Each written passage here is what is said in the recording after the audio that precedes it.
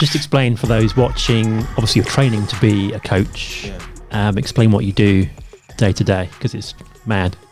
It's so different from what we do. Your lifestyle, dude. Tell people what it is, mate. So, I'm a farmer in my day-to-day, out Hertfordshire way. And, for the summertime, I mean spring, summer, autumn, I spend a lot of time in a tractor, with just me and my dog, and sometimes I absolutely love it, sometimes I absolutely dread it, because it's like, I was talking to someone about it recently, about these silent retreats that you can go to. You're from the moment you get there, you're in silence, so you're sitting with yourself. And I realised that every day I'm in the tractor, that's what I'm doing. I mean, the radio can sometimes distract me, but sometimes I'll just wind that right down, and I'll be with myself. And sometimes I can completely torment myself, and the thoughts come of, I don't know, because we have so many thoughts. I think it's like average of like 90,000 thoughts a day, something like that. And I found myself getting into this negative loop of, one thought after another of what you're doing with yourself, like Judgment. Judging myself so harshly that you should be doing something, you should be further ahead in your life, you're a failure, or these sort of things. And it's a rabbit hole. You just start going down it, and before I know it, I'm in a really bad place, and I could get in the tractor and be fine, come out of it being a really bad place. And sometimes I just break down. Is such torture is to be on your own. It's probably one of the worst tortures you could have, actually. It really is. But I mean, compared to that, now, I mean, I could sit there and look at myself, and if I catch myself doing that, I'll stop myself and say, hang on a minute, you don't need to go down that rabbit hole. It's just, is that true? And just questioning it, and then taking myself on a different route, of, oh, well, look how far you've come already, and just dropping that judgment of myself. Yeah. Our thoughts aren't us, are they? Your thoughts are just separate things that go on in the background. You don't have to respond to them if you don't want to. I think that was one of the lessons we took from the weekend, wasn't it? That, you're separate from your thoughts. You can be happy or sad, depending on anything. We, as the ball of light inside this vessel, the way I look at it, is perfect. It doesn't need anything. It doesn't need anything. It doesn't need nothing. If you follow it, if you let it be, if you clear your mind enough and let it be, it will take you exactly where you want to go. You know what I mean? Like that sort of stuff. And then here comes the 90,000 thoughts, left and right, just running around your mind. It's like a highway, a massive, highway that, many cars just going like that. That's how our brains are. And sometimes you latch into a thought and it spirals out of control. And I bet a lot of people can relate to you with that, you know what I mean? So how was, from there, how did you decide to go into life coaching and so on? So I think I'd come across a life coach on Facebook, and I think I'd just come out of a relationship, and I was caught up in this thinking, and I just I wanted a different perspective, someone to show me something different that I hadn't already seen. So, I signed up with this life coach, and there was still a lot of blocks in the way. It was almost like the coaching was homework, by the end of our session. It felt like there was something for me to do homework, and there was a block there. So I think I did 6 months of that, and then I decided, actually, I think perhaps I could do with a bit of counselling here. I just want to work through something in the past, because I find coaching is very future orientated. So right. I wanted to do some healing from the past. So I think I did a year of counselling, something like that. And during that time, having that counselling, I allowed myself to. It was really, I think, say, maybe 3 years ago, I was not as open as I am now. Right. I was really closed off. I had what was going on inside me, and these thoughts and feelings that I thought belonged to me. I thought they were, I thought they meant something. They were defining you almost. Yeah. And I basically, I couldn't, I was afraid to let them out because I had so much judgment on myself that I didn't feel free to express myself, because I thought, if I tell anyone about what I'm going through, they're going to think I'm crazy, or they're not going to like me, these sort of things. So I just kept it to myself, and I bottled it up so much at a breaking point, and then it would just come out in an outburst, and I'd be in floods of tears, and I was at a point where I couldn't even explain why. It was just there, just all this suppressed emotion, just like vomiting it out. And so that would be a bit of a release, but it wouldn't clear it out. So that's what I had while I went on this journey and had the counselling, just to start opening up. And the more I became open, the more I then, it's something that a gift that I wanted to give back to other people, because I could see the power of it for myself and how it changed me, and how much more I liked and loved myself for doing that. And it was such an amazing feeling that I just knew it was something I had to give back. And that's what then, because I'm a very positive person, counselling can keep you allow you to figure stuff out from the past, release it, but then sometimes you need something else to just move you forward, that's where I find the coaching is really powerful. And so I have got both, the skills I learned in counselling plus my coaching, I can bring that into that space and really make a difference in the world. I appreciate that, man. I appreciate that answer. I love it. You felt something very powerful and you want to share it in the world with everybody else.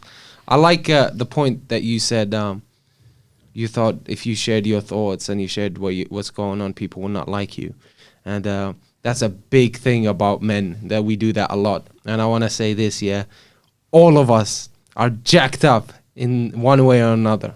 All of us are dealing with some mountains of trauma and past stuff and just terrible thoughts coming in and out of our minds, telling us that we're worthless. It makes me think of like that angel and the devil on your shoulders, and whatever one you listen to, that voice becomes louder.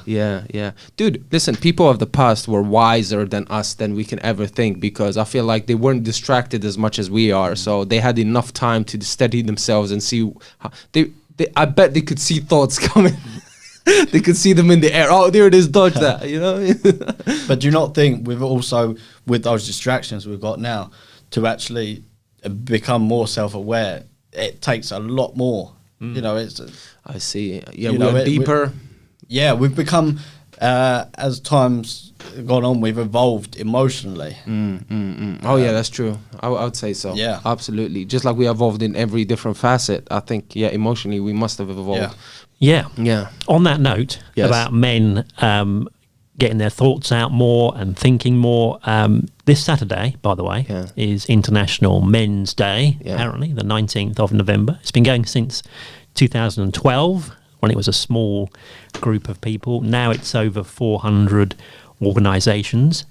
and there's a hashtag and there's a website. So Twitter is at UK Men's Day. Here's some facts for you that 85% of rough sleepers are men, and 750,000 men suffer from domestic abuse every year. We've got men suffering from prostate cancer, and 13 men die by suicide every day. So now one of the reasons we brought you in is I know you've got a personal experience of that recently as well. Are you willing to give us a bit of a chat about that? Of course, yeah. So I think what was it, the start of October, I lost a really good friend of mine who committed suicide, and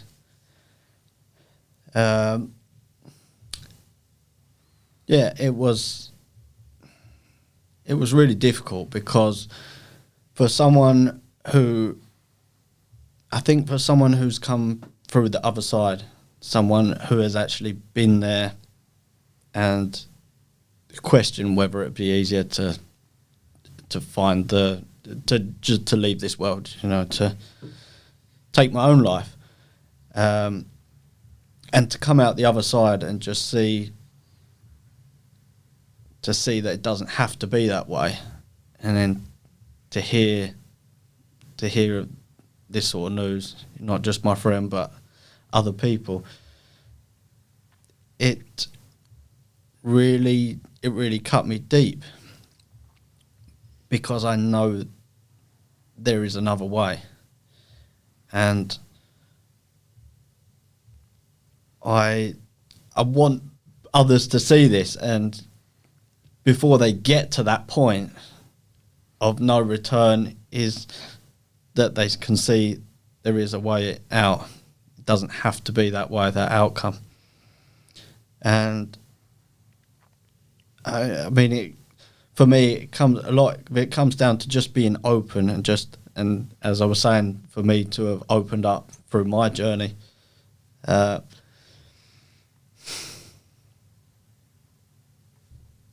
It's just through that process, even of grieving him, I allowed myself to just be who I needed to be, and express that sadness I was feeling. And I had moments with people, intimate moments, where I allowed myself to just feel that sadness and be okay with it, not hold it back. And by doing that, I could be more present for other people. And his brother, for instance, was very strong and was holding it together for everyone else. But I could see he needed someone there to support him and allow him to be able to express how he was feeling. So I actually messaged him. I think I had a moment in the tractor where I broke down, and I'd allowed myself to release any emotion, whatever was going on for me. And this was accumulated, from other times where I'd held back the sadness, and I allowed myself to release it. And I messaged him and said that's what I'd just done, and I was devastated, that he's gone. And his brother, came back to me and said what was going on for him, and that he allowed himself to open up in front of me.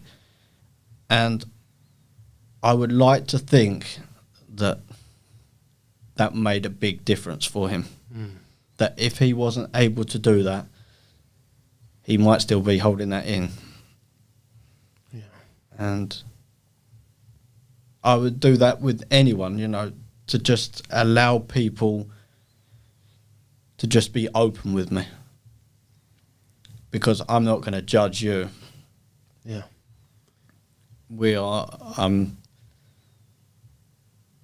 I care about people, so I want people to feel that it's okay to do that Yeah. and move past it. That's a powerful message. I think more men need to hear this. You know, like, we don't judge. We don't, like, there's a lot of your friends out there that will not judge you if you open up to them about something that's killing you inside. That's something that, you know, like, we really need, this message really need to hit, to be heard by all men around the world. It's like some cultures already have that, but a lot of most men cultures around the world, they need to hear that, hey man, men can speak now. Men can get together and share their emotions. And you know what's crazy? The most powerful men in history do that. Yeah. So the biggest conquerors, the biggest monsters that we think conquered the world and stuff like that, there's a lot of records of them crying and sharing emotions and hugging and whatever. So like this macho culture that we have, that you're supposed to be a monster, is that's not real, man. That really is detrimental to your health in different ways. Yeah. Would you say to someone who's thinking, not suicidal thoughts, but is going down a certain road, how would you say to someone to start looking for help? What's the first sort of route there? Looking out for a mate or someone who's more an official body? There's helplines and things, aren't there, you can call, but perhaps it's just finding a mate with a good ear first. I love that. And